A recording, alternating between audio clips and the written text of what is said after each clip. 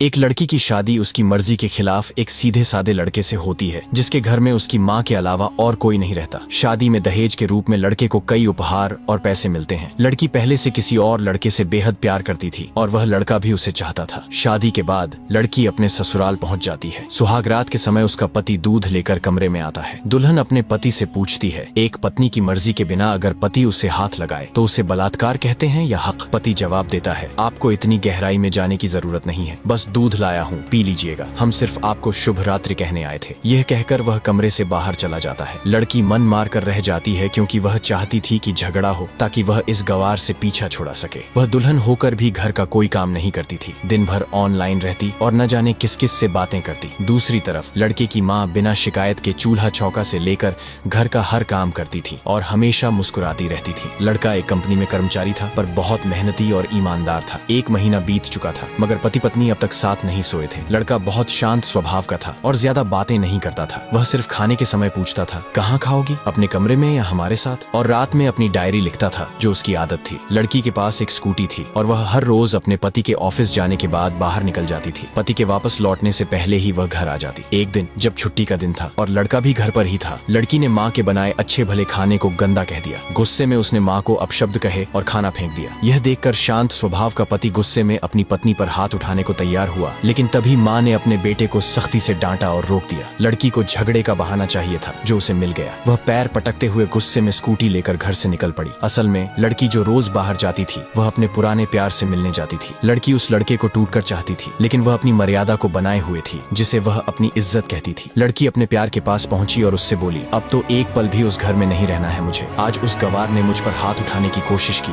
ये मुझे बर्दाश्त नहीं। लड़का बोला, मैं तो कब से कह रहा हूँ कि भाग चलो मेरे साथ कहीं दूर, मगर तुम हो कि हर बार टाल देती हो। लड़की ने जवाब दिया, शादी के दिन मैं आई थी तुम्हारे पास, तब तो तुमने खुद ही मुझे वापस भेज दिया था। लड़का कहने लगा, खाली हाथ भागकर कितना दूर जा सकती हो? मैंने कहा था कि कुछ पैसे और गहने साथ ले आना, तुम तो खाली हाथ ही आ गई थी। आखिर दूर किसी नई जगह पर जिंदगी नए सिरे से शुरू करने के लिए पैसे तो चाहिए ना? लड़की बोली, तुम्हारे और मेरे प्यार के बारे में जानकर मेरे घर वालों ने मेरे बैंक पासबुक, ATM और सारे गहने तक जब्त कर लिए थे। मैं तुम्हारे पास लाती भी क्या? हम दोनों मेहनत करके कमा भी तो सकते थे। लड़के ने तीखे स्वर में जवाब दिया, खाली हाथ भागते तो ये इश्क का भूत 2 दिन में उतर जाता, समझी? और जब भी तुम्हें छूने की कोशिश करता हूँ बस नखरे दिखाती हो, हर बार यही कहती हो, शादी के बाद। लड़की ने गंभीरता से कहा, हाँ शादी के बाद ही अच्छा होता है ये सब। मैं आज भी एक कुंवारी लड़की हूँ। शादी के बाद भी आज तक उस गवार के साथ सो नहीं सकी क्योंकि मैं तुम्हें ही अपना पति मान चुकी हूँ। बस तुम्हारे नाम का सिंदूर लगाना बाकी है, वह लगा दो, फिर सब कुछ तुम्हारी मर्जी से होगा। लड़का मुस्कुराकर बोला, ठीक है मैं तैयार हूँ, मगर इस बार कुछ पैसे जरूर साथ ले आना। ऐसा मत सोचना कि हम दौलत से प्यार करते हैं, हम सिर्फ तुमसे प्यार करते हैं। बस थोड़े पैसे किसी छोटे मोटे बिजनेस के लिए चाहिए। लड़की ने नाराजगी से कहा, उस गवार के पास पैसे कहाँ होंगे? मेरे बाप से 3 लाख रुपए ऊपर से मारुति कार भी ले चुका है। हाँ कुछ गहने हैं, वही ले आऊंगी आज। यह कहकर लड़के ने लड़की को एक होटल का पता दिया और वहाँ मिलने का समय तय कर चला गया। लड़की घर आकर फिर से झगड़ा करने लगी मगर अफसोस वह अकेले ही चिल्लाती रही, उससे लड़ने वाला कोई नहीं था। रात 8 बजे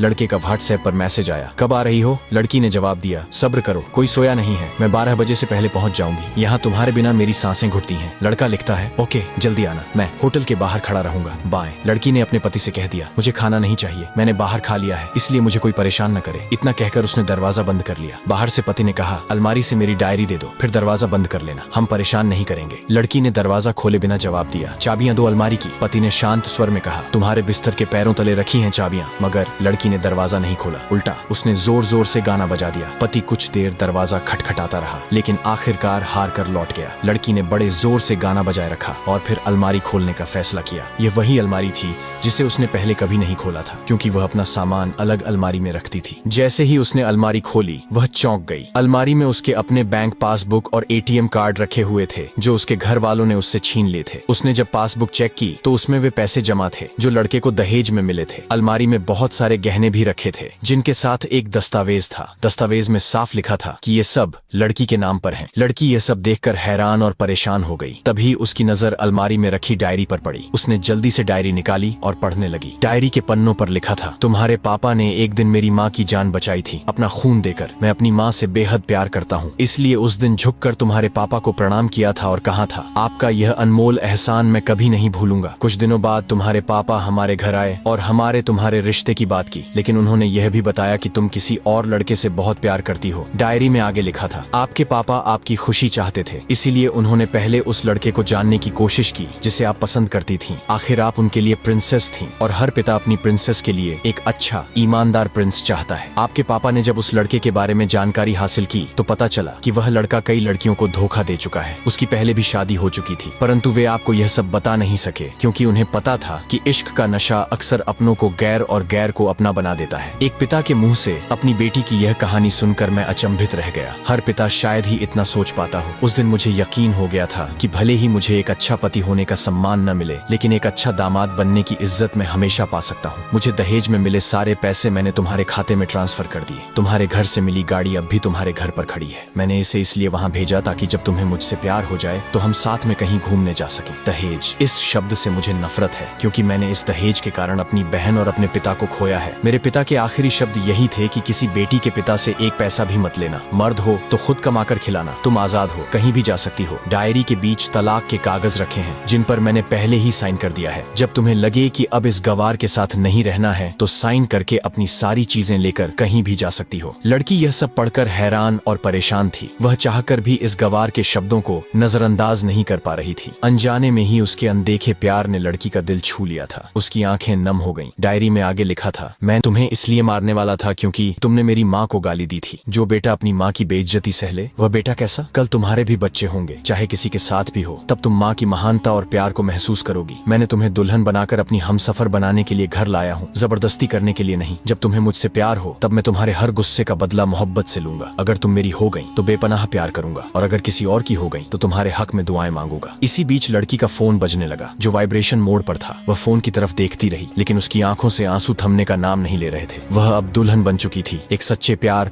और समर्पण को महसूस करती हुई। सिसकते हुए लड़की ने अपना मोबाइल उठाया और पहले सिम कार्ड को तोड़कर सारा सामान वैसे ही रखा जैसा था। न जाने कब उसकी आंखें बंद हो गईं, उसे पता ही नहीं चला। सुबह देर से उठी, तब तक उसका पति ऑफिस जा चुका था। उसने सबसे पहले नहा धोकर साड़ी पहनी, फिर अपनी मांग में लंबी और गहरी सिंदूर डाली। फिर उसने किचन में जाकर सास को कमरे में बुलाया और तैयार होने के लिए कहा। कुछ समझे बिना सासू माँ को अपने साथ स्कूटी पर बिठाकर थोड़े नमकीन, हलवे और चाय के साथ जबरदस्ती ले जाने लगी। सासू माँ को कुछ भी पता नहीं था कि बहू उन्हें कहाँ ले जा रही है, लेकिन वह चुपचाप बैठ गई। रास्ते में सासू माँ से पति के ऑफिस का पता पूछते हुए वो ऑफिस पहुँच जाती है। जब पति ने अपनी पत्नी को इस हालत में देखा तो वह हैरान रह जाता है। पति ने पूछा, सब ठीक तो है ना माँ? लेकिन माँ बोलने से पहले पत्नी गले लगाकर कहती है, अब सब ठीक है, I love you for ever. Office में खड़े सभी लोग ये दृश्य देख रहे थे तो दुल्हन कहती है, मैं इनकी धर्म पत्नी हूँ। अब 1 महीने तक मेरे पतिदेव ऑफिस में दिखाई नहीं देंगे। ऑफिस के लोग चौंक जाते हैं। दुल्हन ने कहा, क्योंकि हम लंबी छुट्टी पर जा रहे हैं साथ साथ। पति ने कहा, पागल। दुल्हन ने कहा, आपकी सादगी और भोलेपन ने मुझे ऐसा बनाया है। सभी लोग तालियां बजाते हैं और दुल्हन फिर से अपने गवार पति से लिपट जाती है। वह जानती है कि अब से वह कभी भी अपने पति से दूर नहीं होगी। बड़े कड़े फैसले होते हैं कभी कभी हमारे अपनों के, लेकिन हम समझ नहीं पाते कि हमारे अपने हमारी फिक्र खुद से ज्यादा क्यों करते हैं। माँ बाप के फैसलों का सम्मान करें क्योंकि ये वो 2 शख्स हैं जो आपको हमेशा दुनियादारी से ज्यादा प्यार करते हैं। दोस्तों, रिश्तों में सच्चाई, सम्मान और समझदारी का होना बेहद जरूरी है। कभी कभी हमें अपने परिवार के फैसलों को समझने की कोशिश करनी चाहिए क्योंकि वे हमारे भले के लिए होते हैं। अगर आपको यह कहानी पसंद आई हो तो कृपया लाइक करें, अपने दोस्तों के साथ शेयर करें और ऐसे और दिलचस्प वीडियो के लिए हमारे चैनल को सब्सक्राइब करना न भूलें। तो चलिए दोस्तों, मिलते हैं अगले वीडियो में। धन्यवाद।